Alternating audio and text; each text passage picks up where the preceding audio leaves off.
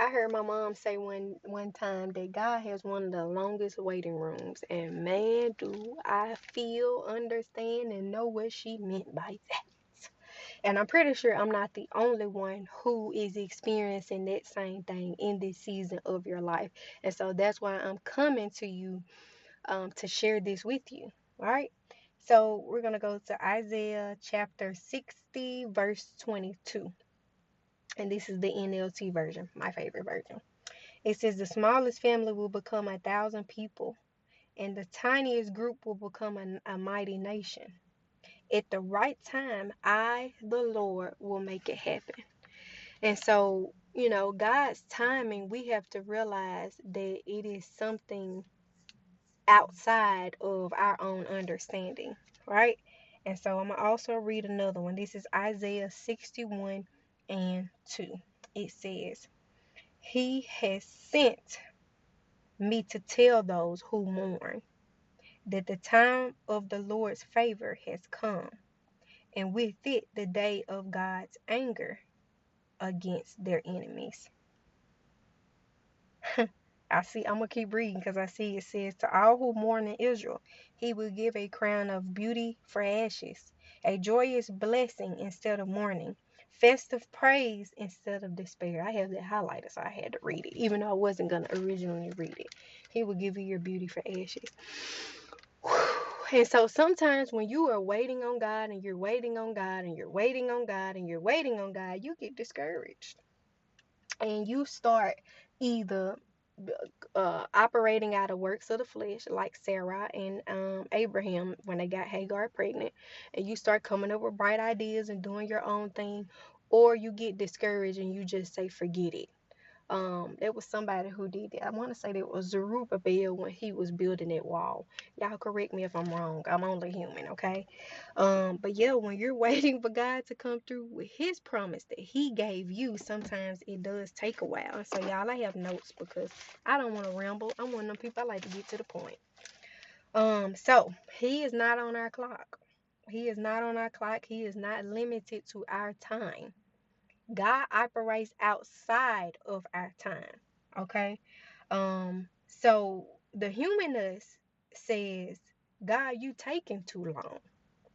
So I'm gonna rebel, you know, because I think that this is what's going to make me feel better. And a lot of the times it doesn't. Um, or we say, God, you taking too long, and I'm gonna do what I'm gonna do my own thing because I feel like that is going to give me a sense of control in this situation. All right. And so sometimes we rebel, and then sometimes we try to take control matters into our own hands and operate outside of God's timing, and they can hurt us, just like the people Abraham and Sarah who I just named. So I'm gonna read something else to you right here. This is good. This is real good. Ezekiel chapter 12, verses 1 through 2 says, is it 1 through 2, y'all? Yeah, it says again, a message came to me from the Lord. Son of man, you live among rebels who have eyes but refuse to see. They have ears but they refuse to hear. For they are rebellious people. And so for the past couple of days, I can honestly, I like to be transparent with people. Not only do I like to be transparent, but I like to be honest. And I've been struggling with this for the past couple of days.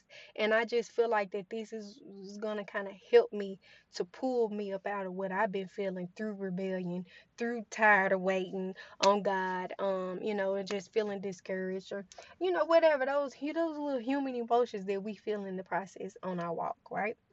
And so I'm gonna say, let me give you an example, right? God told me a promise, and so this is his thing, not mine. Okay, this is his thing, just like God gave Abraham and Sarah a promise. Oh, you think I would have learned from them, but man, it's crazy. So since this thing was not happening in the time frame. Remember our clock? Remember that clock I mentioned? It was not happening in the time frame that I thought it should. I became discouraged, and it's a good thing. This is a good thing he, promised Abraham and Sarah and myself. So let's go to Ezekiel 12 and 23. And it says, tell the people, this is what the sovereign Lord says. This is the NLT version. I will put an end to this proverb and you will soon stop quoting it. Now give them this new proverb and replace it with the old one. The time has come for every prophecy to be fulfilled. The time has come for every prophecy to be fulfilled. And I'm going to put a picture up somewhere and show you the date that I read that the first time God had downloaded something to me. And I was like, wow. Oh, so let's keep reading. It says, there will be no more false visions and flattering predictions in Israel. For I am the Lord. If I say it, it will happen. Okay? There will be no more delays, you rebels of Israel. I will fulfill my threat of destruction in your own lifetime. I, the sovereign Lord, have spoken. And then I'm going to come down here where it says, verse 28. Therefore, tell them, this is what the sovereign Lord says.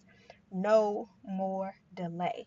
And so I know a lot of prophets will get on here and they will say, oh, it's about to happen. There's some things that's shifting in the earth. It is God's appointed time. And God says, no more delay. This is not that type of word. It's not that type of word. I'm not discouraging you, but I'm coming to you in truth, through what's going on in my situation, in hopes that this will reach somebody else if they're in a similar season that I'm in. Okay. He said no more delay. Now we got to think about this. God is not a man that he should lie, as they say in the book of Numbers. And so if he said it in his word, then it will come true. Even though y'all saw that picture, this was May 1st, 2023, when God said no more delay. And I was astounded, honey. But I have to realize that God's timing is not my timing. Okay? He operates outside of our own clock. So stop idolizing your clock.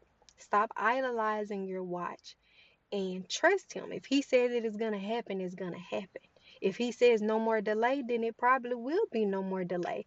But your delay, it may not be operating on the same time schedule as his delay. You see what I'm saying? And so we literally have to submit ourselves to God. They say that in the word for a reason, because you have to realize that he knows more than you know. He can see things that you can't see. He can see beyond the present moment. And so just because things have not happened in the time frame that you want them to happen, don't mean they not gonna happen, boo boo.